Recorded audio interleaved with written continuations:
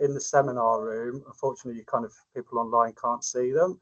And obviously we've got kind of around about 15 to 20 people online. So we'll just see kind of who comes through. This is our last seminar before the summer break. And I'm really delighted to have Sarah Jilani, Dr. Sarah Jilani, here to talk to us today about cultural production and the crisis of consciousness. So Sarah, I'm just going to do like a little kind of bio just to kind of introduce you, and then you can kind of take over from there.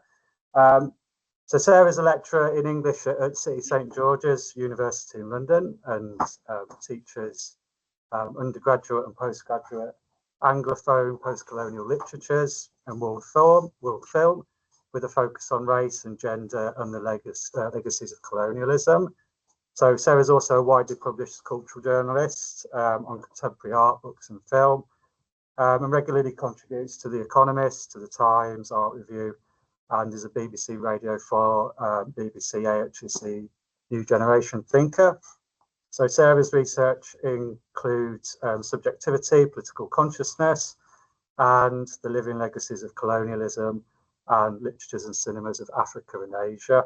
And Sarah's published on a wide range of topics, including neocolonialism in Francophone West African cinema and women's writing about the Nigerian Civil War. And Sarah recently published a monograph in 2024, which was about subjectivity and decolonisation in the post-independence novel and film. And that was with Edinburgh University Press. So Sarah's born and raised in Istanbul, holds a degree in English from the Universities of York, Cambridge, and a PhD as well. So yeah, I'm really delighted that Sarah's kind of here today. So I'm going to hand over to Sarah, and then Sarah's going to talk for around about kind of 30 minutes, and then after that we'll kind of take some questions and kind of carry on the conversation from there. So over to you, Sarah.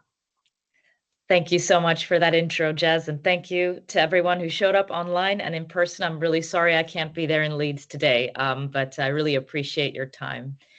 So as Jez mentioned, my first monograph, Subjectivity and Decolonization in the Post-Independence Novel and Film, was concerned with a question at once historical, political, and psychic. How can we understand the relationship between decolonization and subjectivity? I tried to theorize in it a materialist approach with the help of Frantz Fanon's thought to essentially subjectivity in the context of the end of colonialism. And as a literature and film scholar, I argued post-independence novels and films from Africa and South Asia, so that's broadly 1950s to the 1980s, helped me argue that Fanon's dialectical idea or conceptualization of subjectivity helps us understand the relationship between structural and psychic processes of decolonization. And by extension, it's what Bayodun Jayafo has called the arrest of decolonization in the 20th century. It was understood at the time as national sovereignty over economic, political, social, and cultural life. So before I begin, I just wanted to get into a few definitions. I'm very happy to discuss the many other definitions within which decolonization is currently put to use in the Q&A time.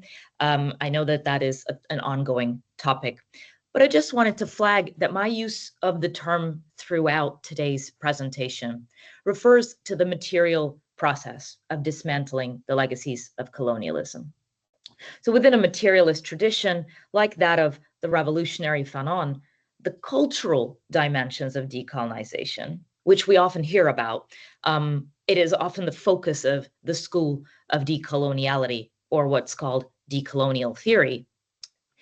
Those dimensions are understood and were understood at the time by a lot of these thinkers to be already couched within this broader material project. So emerging throughout my work was that subjectivity was the primary terrain where the suppression of or transformation towards political consciousness was played out in cultural representation, in storytelling, in narrative that is visual and textual.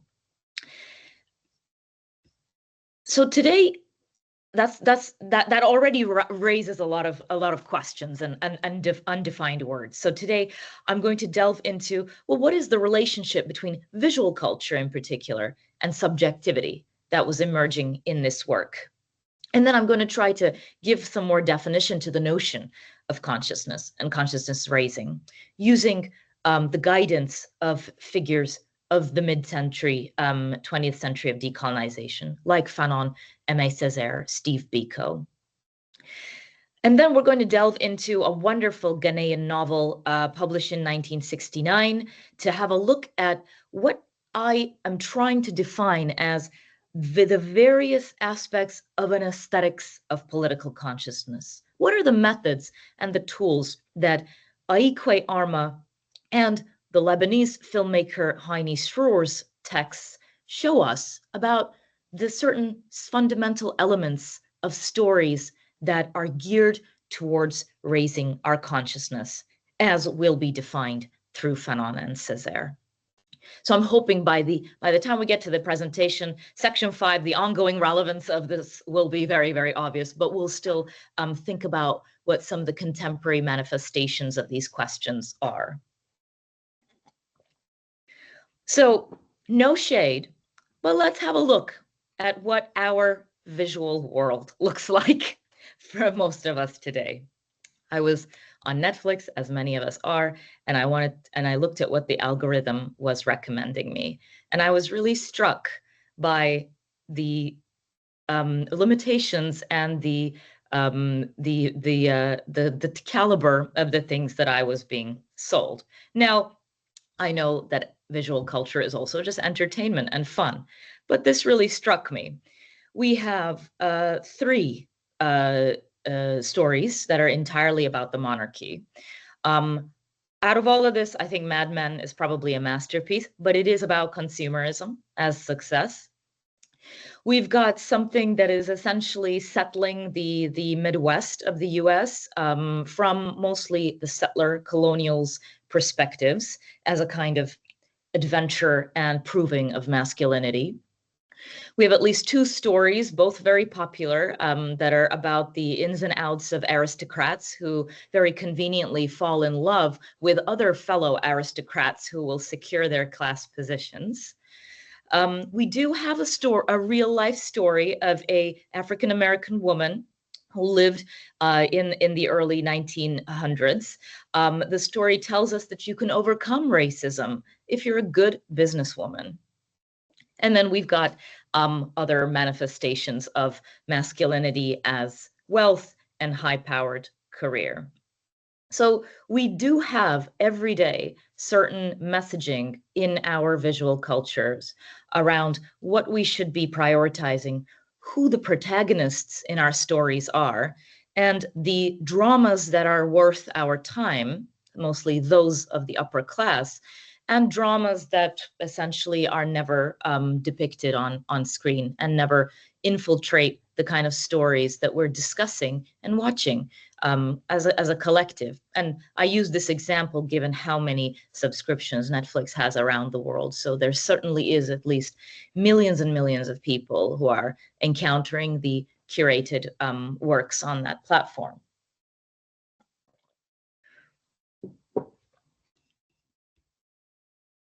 This is not simply about entertainment. When we go back to essentially how cinema in particular first came into formerly colonized geographies, we see that it was a very important part of speaking to colonized subjects. We can see that in British colonies, in Africa in particular, but other places as well, a mobile film show was founded, and it was part of a bigger project to use new forms of film and spaces to administer, control, and maintain a very rapidly changing British Empire, changed also by the new technology of visual aesthetics like cinema.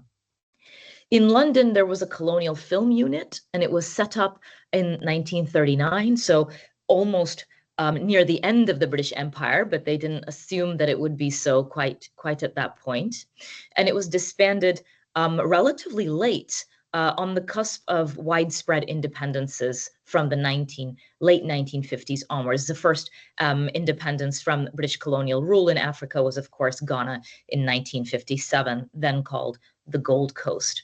Within that tiny segment of time during which Britain was at war and was spending heavily on warfare, there still was deemed to be enough of an importance to film in colonies to produce over 200 films in this very exceptional and already expensive time frame for Britain.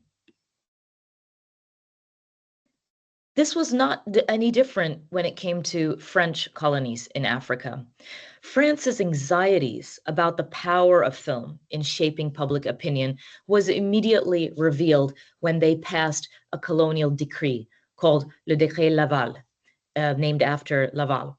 And this decree sought to control the content of films that were shot in Africa, in Francophone, mostly Francophone West Africa, and to minimize the creative roles played by Africans in the makings of films. France had opened cinemas and movie theaters in Senegal, Côte d'Ivoire, Mali for a few years now, as early as film really came to be. But they were very, very careful to essentially make sure that French aid for culture for Africans to make their own films existed independently from the commercial distribution system they'd set up. Those films, what got showed in theaters in West Africa, was under the joint monopoly of two French companies. And it was very interesting, and consequential for our thinking today, that they excluded African films from West African commercial screens.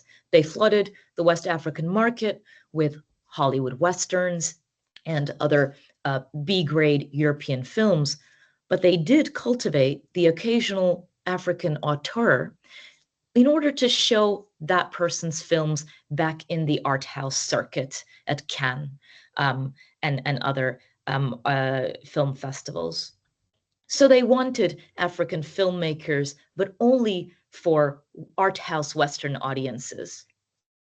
Interesting to note that Africans should not, in their colonial mentality, be watching stories by African directors.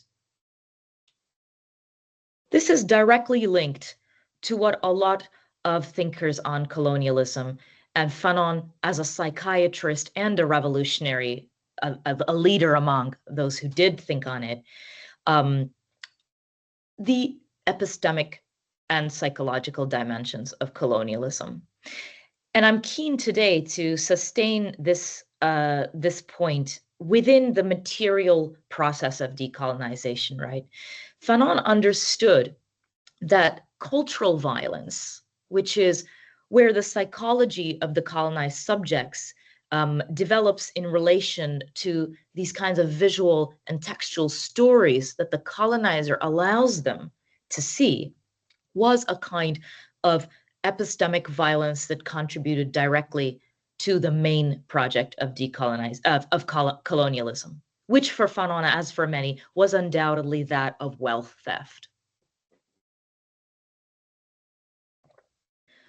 Fanon said in Toward the African Revolution, a collection of essays, we witness the destruction of cultural values, of ways of life, language, dress, techniques are devalorized. The social panorama is destroyed. Values are flaunted, crushed, emptied. A new system of values is imposed. So to think on the rather incredible idea that in the midst of the Second World War, Britain and France were spending lots of money to make films to show in their African colonies, gives us an idea already of how important these epistemic and psychopolitical dimensions to colonialism were to sustain that wealth accumulation. Sharifi and Chabot, two critics who have written on Fanon's epistemology, put it in the following helpful way. The third dimension of violence is epistemic, cultural, and psychological. In this dimension, the structure of colonial violence produces its own hegemonic superstructure, culture, with the help of books, newspapers, schools, texts, advertisements, films, and radio. This cultural production slowly and subtly penetrates the body and the mind, shaping subjectivities. In many ways, my first book was trying to figure out exactly how this penetration happens and what our avenues of shaping ourselves out of these legacies are. So given that this epistemic violence was such an important part of colonialism that Britain and France could spend time, money, and bureaucratic power to sustain it through cinema, even in the midst of World War II, tells us that consciousness raising was a very important aspect of decolonizing the entire continents that were colonized. One of the major unfinished projects, in fact, of decolonization, understood, as I mentioned, as national sovereignty over political, economic, social, and cultural life, was a crisis in consciousness raising. And I define this as a crisis because consciousness raising was understood at the time in that era of independence, 1950s, 60s, 70s, to be intimately related to what we discussed in the previous slide, to intimately related to literary, audiovisual, and other forms of cultural production. Key to the various visions of anti-colonial thinkers, such as Amilcar Cabral, who led the struggle against Portuguese rule in Angola, Guinea-Bissau, to Steve Biko in South Africa, to Thomas Sankara, who revolutionized independent Burkina Faso, was this idea that a politically conscious people meant truly lasting change. They all called it various things. We see that Sankara called it reconditioning our people's minds to accept themselves as they are, to be proud even. We saw Fanon write about a skillfully injected series of what he called inferiority complexes and how to come out of that. Fanon called that said that these were first economic, then, in his words, epidermal. So he did maintain that people weren't simply held back because they felt inferior. He maintained that one of the functions of the economic system, that is imperialism, was to internalize these kinds of ideas in order to facilitate its wealth accumulation. Because we mustn't forget that space and place were the objects of colonial domination, but the reformation of minds was where subjectivities could be and were shaped.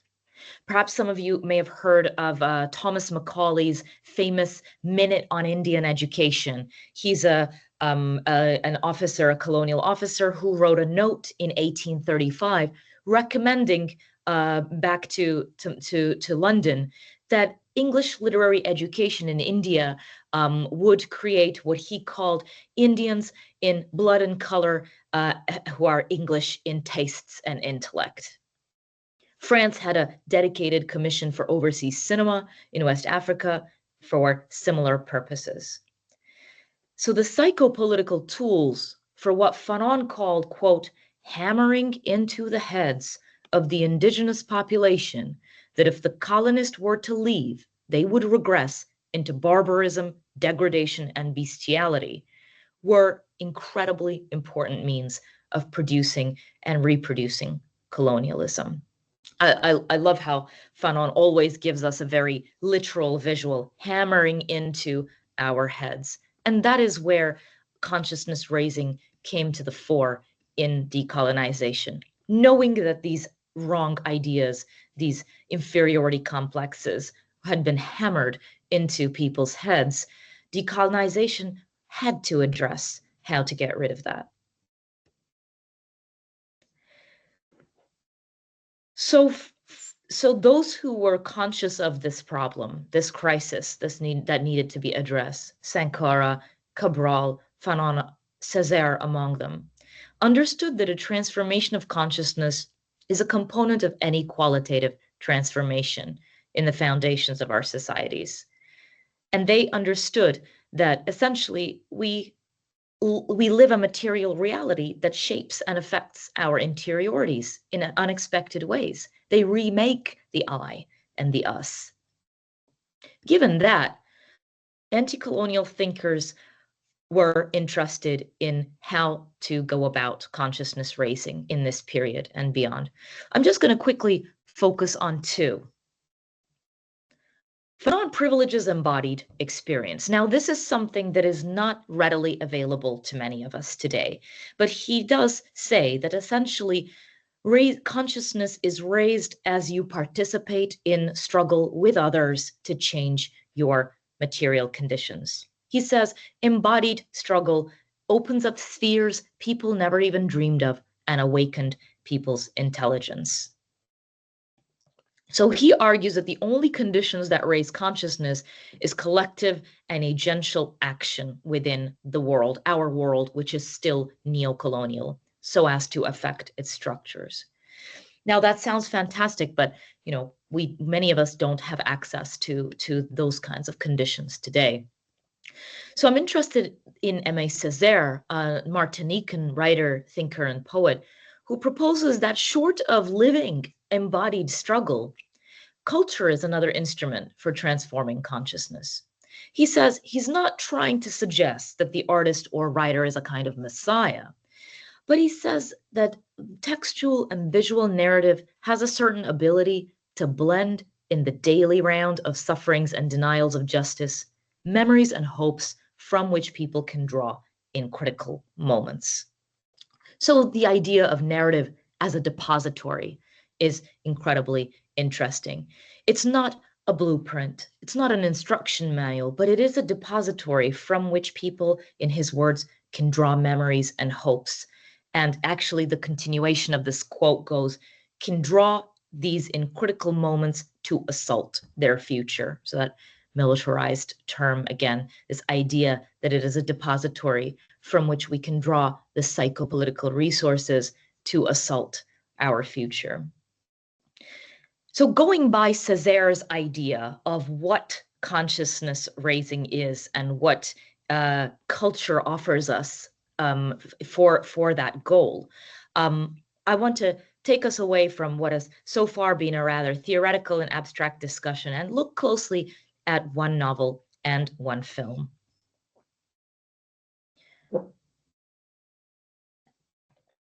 An absolute timeless novel from Aikwe Arma, who published The Beautiful Ones Are Not Yet Born in 1967.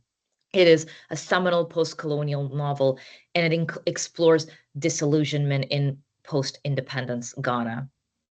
We have an unnamed protagonist. He's a railway clerk in Kwame Nkrumah's newly independent Ghana. But what he sees around him is pervasive corruption in society.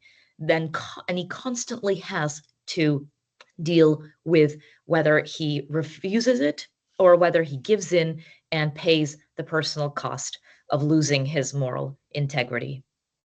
It's a very fascinating novel. It's hard to capture the very graphic language where Arma talks about sweat, feces, germs, mud, dirt, in order to emphasize themes of decay, corruption, and a kind of existential despair that the character feels, because he often remembers the vivid promise of independence.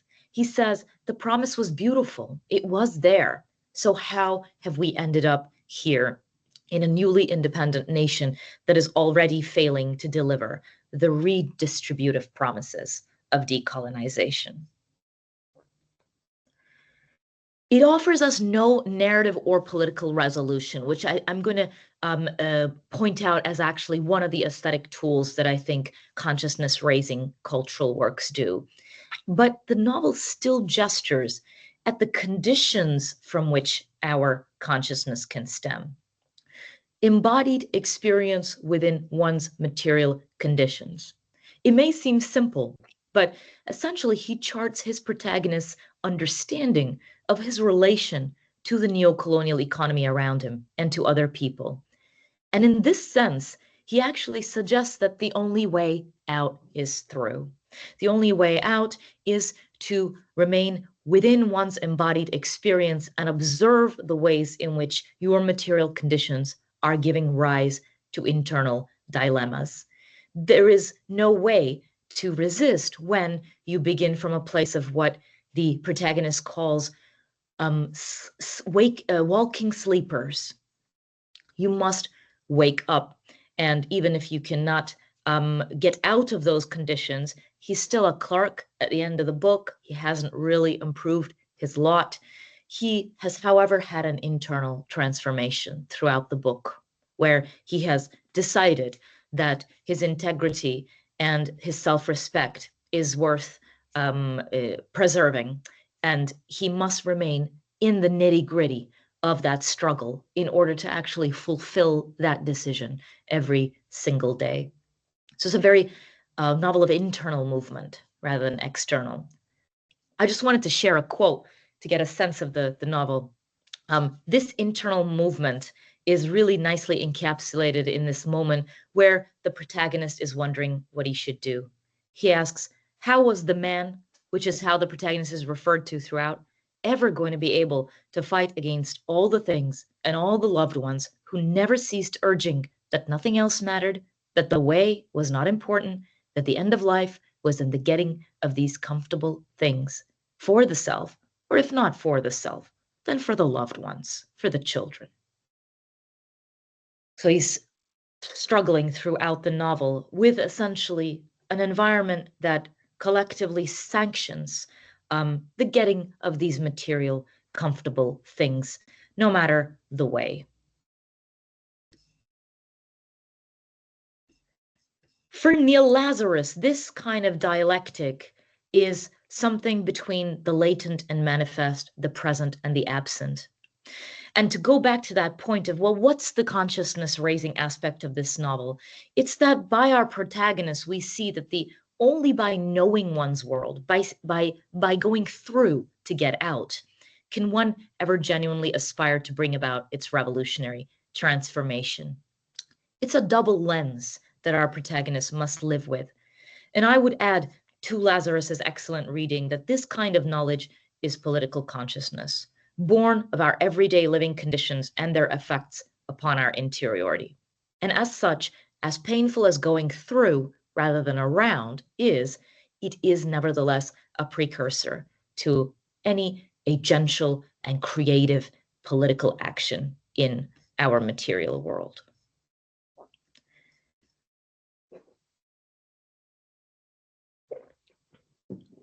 I couldn't help but insert this funny little image because it's the anniversary of the Occupy Gezi protests in Istanbul, which had an explosion of hilarity.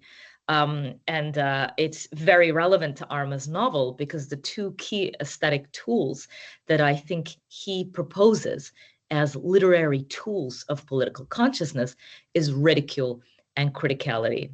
So that's a graffiti from the streets in Istanbul, referring to our still current president and telling him, as in Game of Thrones, that his winter is soon coming.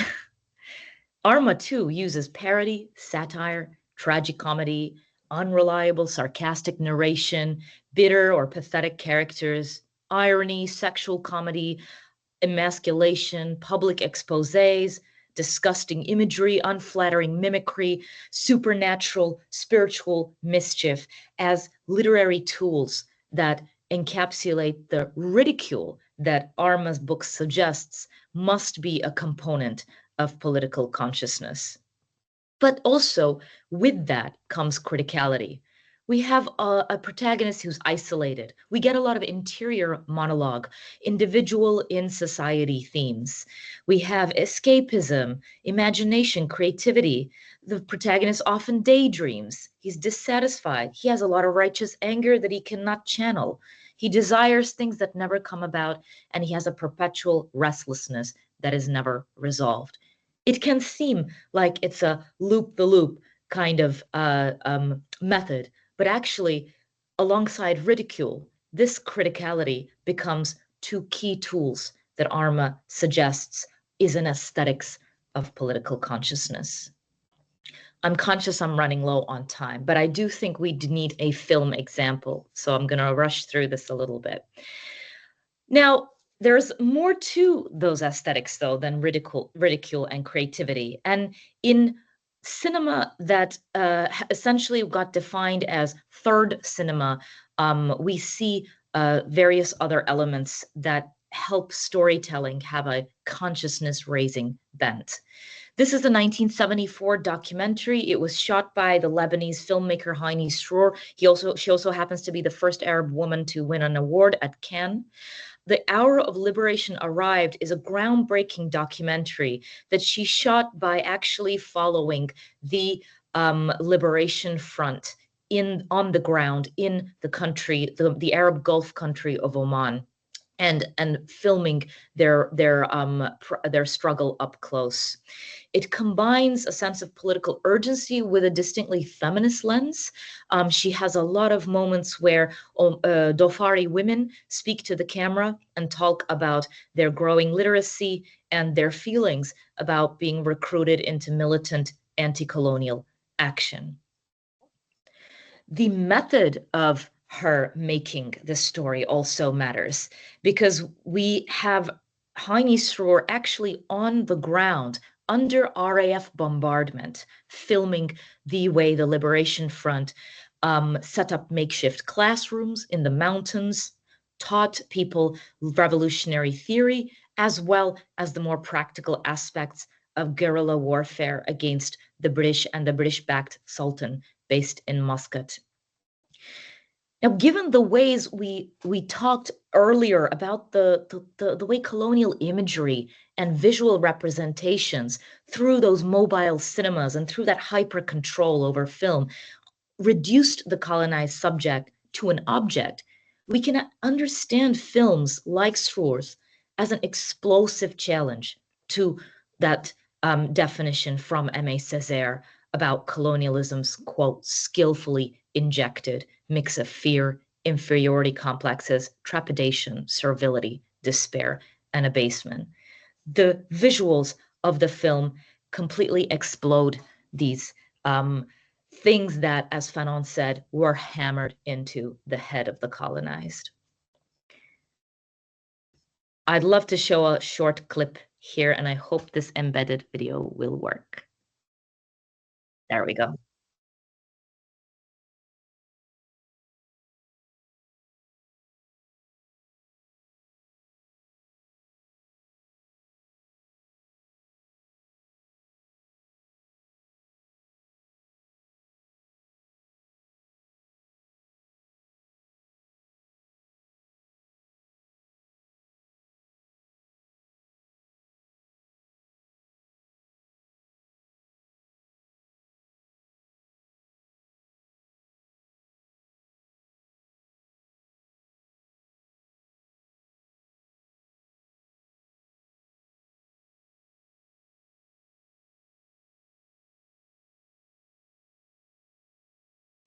So we can see a consciousness-raising session in action, where the discussion of the day is the difference between spontaneous violence that can further entrench what he calls tribalism and feudalism versus organized revolutionary violence, where one knows why one is picking up the gun and can therefore imagine what comes after the guns are put down. From Sroor's film, I would pull out two additional criteria of an aesthetics of political consciousness: steadfastness and polyphony. In the film, we have interesting temporality. We have a focus on the everyday, ordinary objects and activities, repetition, multi-generational narratives, longue durée histories. The climaxes are often open-ended or subdued. There's waiting, patience, and preserving the routines of life. All elements that especially in our mainstream cinema or Netflix, as we started with, are completely disposed of nowadays. That repetition, the slow waiting, the recording of corporeal wear and tear in the process of decolonization, which lasts generations. But we also get polyphony. We don't have a hero, a clear protagonist.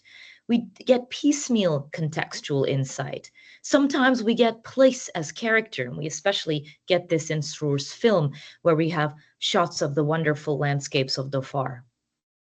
We often have a national allegory at play, or symbols or objects and rituals that take on the role of a story in themselves.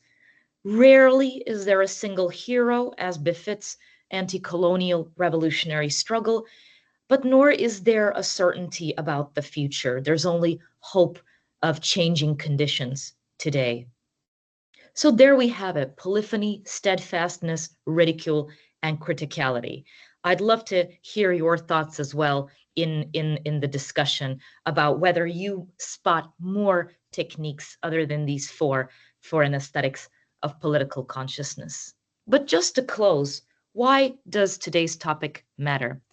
Well, we may participate and even implement moves towards decolonizing structures, institutions, ways of relating to one another, but done without political consciousness, that is, without the simultaneous transformation of our everyday lives and our subjectivities.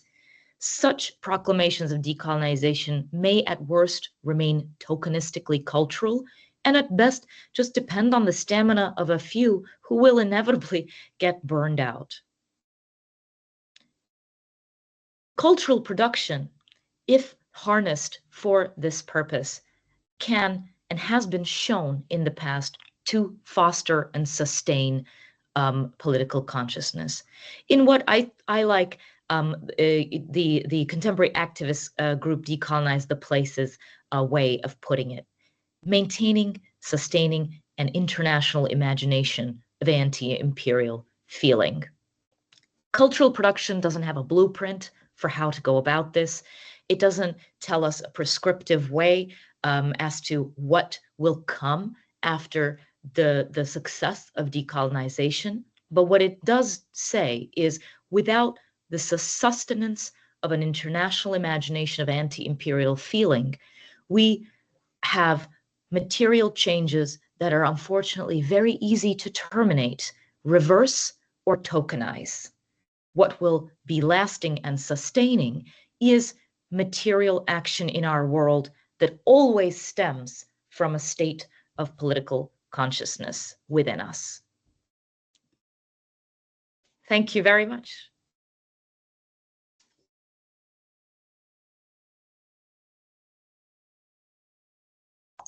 That's great. Thanks very much, Sarah. So what we'll do is open it out now to questions. So if there's any questions from the kind of the online, maybe if you stop sharing your slides, Sarah, then we can kind of see the. Of course. I want to slip in a fantastic reference to Ousmane Sembène, the Senegalese director's The Money Order 1968 film. So yeah, if we open it out to kind of questions either in the room or to online, if anyone wants to pick up on anything that kind of Sarah's been speaking about.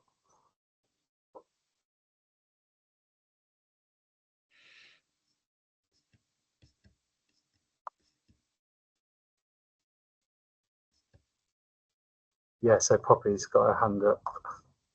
So it really relates to that almost penultimate slide about cultural production, Sarah. And I was just, and it's, I don't know if this is a fair question to ask, I'm not sure. But one of the things that I think is particularly worrying at the moment is the rise of AI and the way that we are being told, well, you know, people that are producing books, music, anything productive are going to have to give these for free for AI to be trained appropriately. And I'm just wondering if you've got any comments on what that, whether you have any insight into how that might impact on this sort of consciousness when it's not devaluing the cultural production so much. It's theft, it's outright theft of it, but what that then does more broadly to what is then being produced, I haven't got a clear question on it. It's more a sort of musing in that sort of area. No, thank you so much for that, Poppy. It's a very urgent question. I think that, I'll muse along with you. The thing is, the theft of intellectual wealth and original thinking has changed form into large language models that trawl the internet and collate this material. However, it hasn't changed content. I bizarrely, maybe, or relevantly thought of how in the 60s, in the period I was speaking about, the CIA funded what was called a Congress for Cultural Freedoms, where they actually had on payroll and recruited a lot of quite left revolutionary African and Asian thinkers in order to facilitate conferences and knowledge sharing and publications within their own magazines. And many participants did not know the CIA was behind this, And I just thought of how essentially in cultural production and intellectual production has always been co-opted by systems of accumulation and dispossession. I think the AI is the new tool in their toolbox, but they have had many tools in the past since to enable that. It is a fight that we must fight alongside climate, alongside justice and anti-racism, because the theft of our collective intellectual labors is a part of the general theft of our labors. The fact that the value we all produce, no matter what we work in, is way underpaid, and the surplus is used just like our work is used to train the systems in many ways, right? So again, I don't have an answer, but musing, I see it as a continuation of the intellectual dimensions of accumulation that imperialism has practiced for a very long time. Yeah. Thank you. Okay, I don't know if we've got any questions from the room or. I mean, I just wanted to pick up on what you were talking about, the kind of the aesthetics of political consciousness and the kind of the features that you'd listed and the polyphony. So polyvocality is something that we've been thinking about as part of a documentary essay film on Polycrisis, and I just wondered if there was kind of other examples of work that have kind of got that feature that you know of. Oh, absolutely. A contemporary example that comes to mind is the Sudanese director Hajooj Kuka's Beats of the Antonov. It's a 2020, I think, documentary film where Kuka lived with the Nuba peoples, who are indigenous people on the border of South Sudan and Sudan, as the government in Khartoum bombarded them with Ukraine-made Antonov planes. So this was a case of a post-colonial government bombarding their own people in order to beat them into submission, essentially. And he recorded their resistance not in the rather straightforward way we got with Heini Struer's example of militant guerrilla documentary action, but he recorded their songs, their stories, their dance practices, their everyday practices, which are rhythmic, as they switch between the rainy season and the dry season's ways of living. Whilst he was filming, he also did theater with the groups themselves, who took a break from guerrilla warfare during the rainy season because the roads were impassable, and they did theater. And then when the dry season came, they picked up their guns and they went back to fighting the government forces. A wonderful example of how you can capture the multiple dimensions of anti-colonial resistance without necessarily giving us a fully coherent linear story. He instead gives us the way of life that is under threat. And its perpetual practice every day is an accompaniment to the gun. Great, thanks, Laura. I think we've got a question in the chat as well. So I'm not sure who it's from, but it's a fantastic presentation, really interesting. So do you have any thoughts on the use of music and/or silence, especially in films? Certain music in the past has been banned, changed, filtered, diluted, etc. by dominant culture. Easy example being jazz and blues. Certain instruments and beats, rhythms can have huge cultural significance and bring people a feeling of unity, home, and belonging.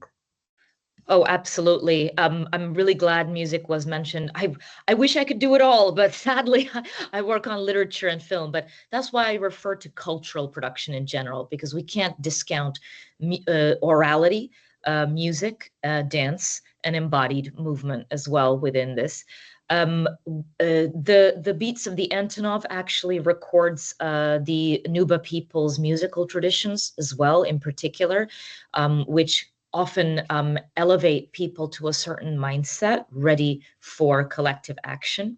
And we also have a wonderful wealth of West African cinemas as well, such as Ousmane Sembène, Souleymane Cissé, Abderrahmane Sissako, who center musical oral storytelling, which is a very literal way of resisting the colonial narrative. You know, the griot figure of West African traditions who semi-sings and semi-recites collective local histories as they go around town, becoming a kind of moving depository of musical and historical knowledge. So this is something that I really hope people write on. Music is beyond my purview. I hope to contribute with some work on literature and film, but it's in fact, I would possibly even argue it is more central than textual narrative when it comes to anti-colonial resistance. Just like I would argue audio-visual narrative is also more important than textual in this case. We can't forget that a lot of the textual stories, even works like Aikwai Armas, written in English and French, right? Colonial legacy languages that are not accessible to the wider population. Visual storytelling is always accessible to the wider population, and even better than that is local musical traditions. Great, thanks, Sarah. I don't know if we've got any questions. Yeah, Laura. Can you hear me, or should I come up to the front? Yeah, I might need to come up on this. I'm struggling to hear the audio in the room clearly, so okay, let's give it a try. Just following on from what you were saying there, just thought it was really interesting in terms of how you do a reading of different sorts of texts in your presentation and the book versus the film. And I was just wondering about your process in terms of reading and in terms of writing about these different types of cultural outputs. Do you approach them differently? How do you think about reading them differently, or do you write them differently when you're doing it? Yeah. Excellent. Yes, methodology question. I have a very, very long introduction in my monograph justifying my cross-cultural and cross-disciplinary approach. I feel I've always been trained in film and literature right through from my undergrad onwards. So I think there's many, many similar elements to textual and visual storytelling. We have characterization, we have pacing, we have tone, atmosphere, we have formal elements such as framing. We have various formal elements in film that don't exist in literature, of course, but most of the methodological elements in textual storytelling apply to cinematic storytelling as well. So the way I generally worked in my book, and probably will continue with this political consciousness project, is to challenge the disciplinary boundaries in a lot of post-colonial studies, but also challenge the area boundaries that I think are deeply unhelpful. Very often we get a grouped discussion of African texts, South Asian texts, or African films, Indian films. And what my book tried to do is for each chapter, it compared a film and a book, which it tried to take from different regions. But what it did do was propose historically supported thematic concerns to knit those discussions together. So instead of saying, I'm going to compare the African film with the Indian film, I said, I'm going to talk about, for example, women's subjectivity and gender in anti-colonial projects. And we're going to have a Kenyan novel and we're going to have a Bengali film. So what I tried to do is focus on historically justified common thematic concerns and then pull out the various elements of narrative and cinematic storytelling, giving the differences their due time as well. For instance, occasionally I may talk about color, texture, framing in one of my filmic examples, but I may talk about the same theme through characterization in a novel instead. Great. Thanks, Sarah. I don't know if we've got any more questions from online or not. Somebody mentioned dance, which I would love to do. I'm a lapsed ballerina myself, and would have been great to look into physical movement, but hopefully somebody else will pick that up. I just wanted to ask a quick question, maybe finally, just on kind of the theme of polycrisis, and just it might be putting you on the spot a little bit, Sarah, but just around what you think of polycrisis as a term. Like, do you think it is a helpful term, or the conceptualization of polycrisis, or do you think it's I guess what some people say, it kind of reinforces kind of the structures that are kind of cemented, and it can and then kind of disable kind of action. So I just wondered if you had kind of a view on it. I think my concerns with it would not stem actually from the latter. I think the notion of whether we feel despair or energy upon deciphering crises is related very much to that dialectical interplay between our interiorities and the world we encounter, right? A writer is maybe as energized by this prospect of social censure as they are put off by it before they start writing a manuscript. So that I feel is a different conversation. My concern would be coming from, I think, what is no secret at this point of the presentation, my Marxist approach to these questions.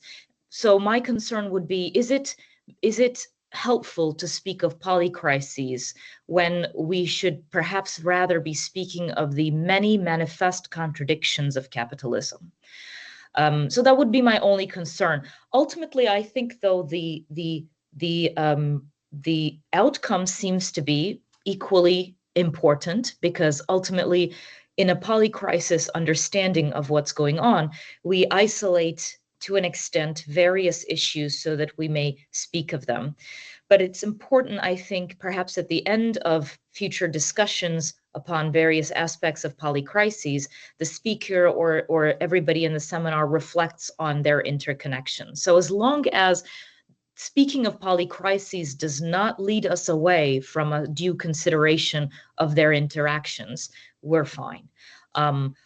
Perhaps to guard against that, it would be more helpful to speak of the myriad contradictions that our stage of capitalism has now arrived at, which is blatantly obvious in the fact that perpetual accumulation and growth is no longer planetarily possible, right?